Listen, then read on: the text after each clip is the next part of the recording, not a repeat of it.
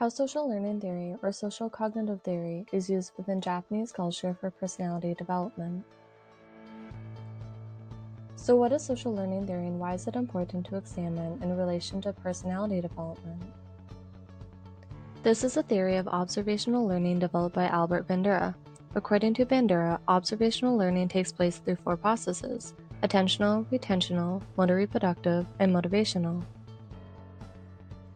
Therefore, through observational learning, a child observes the behavior, retains what they saw, and they may replicate the behavior depending on the level of difficulty and practice that is necessary, as well as how motivated they are to perform the behavior according to the perceived reinforcement. An example of social learning theory is if a child grows up observing that when his parents fight, his father brings him flowers and his mother then forgives him. The child might learn that buying presents for people results in forgiveness. Bandura believes that people have developed an advanced ability or readiness to learn about various beliefs, perspectives, values, principles, skills, and more by a combination of physical and symbolic modeling.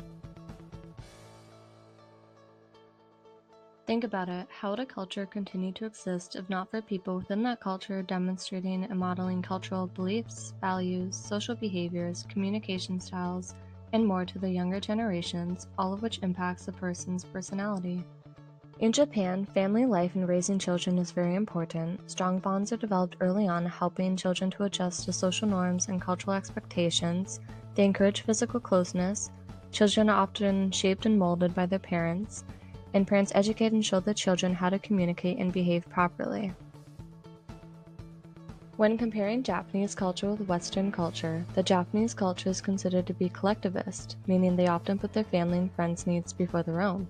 In contrast, Western culture is considered to be more individualistic, with more significance being placed on the individual or oneself and their own needs. In one study, European Canadian students were shown to prefer traits in which they are self-confident, so as to increase their own self-esteem, whereas Japanese students tend to desire this trait the least, demonstrating their preference for selflessness, which is a part of the collectivist culture. North Americans are also more likely to see themselves as being better than other people, fitting in with the false uniqueness bias and demonstrating how their culture places an emphasis on independence. Japanese people are unlikely to fall for this false belief, demonstrating how these two cultures differ intensely in their perspectives and attitudes with respect to their differing cultures. Researchers believe that the collectivism being found within the Japanese culture likely expresses the legacies of historical and ecological conditions from when this culture began identifying as collectivist, meaning that generations have continued to pass such legacies down so that future generations understand their culture and heritage.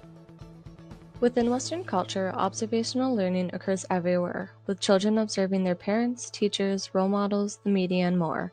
But in Japanese culture, parents place more of an emphasis on educating their children with the expectation that they will be observing and modeling the behaviors and beliefs of their parents. We cannot deny that observational learning is prevalent within Western culture, but the difference lies in the fact that parents within the Japanese culture rely on observational learning techniques and modeling for their children to properly understand the culture they are being raised in, how to behave properly, and other norms and aspects of the culture. There are many differences between Japanese and Western cultures when it comes to attaining education within school. From a young age, Japanese parents and teachers place considerable emphasis on their children attaining proper education, and it's estimated that by the time Japanese students finish high school, they have learned what is equivalent to 2 years of college in Western culture. This is very interesting when you consider the educational requirements within these two cultures. In Western culture, children must typically be in school from kindergarten until they graduate from high school, usually grade 12, but in Japan, children aren't required to start school until grade 1 and it's only mandatory to stay in school until grade 9. Japanese teachers use whole class instructions to encourage the students to learn and work together at the same learning speed. They also encourage teamwork among peers, seek to gain students' attention to urge critical thinking, praise classroom cooperation in the formation of class objectives, and examine students' efforts and their attempts rather than their capability. Created using Powtoon.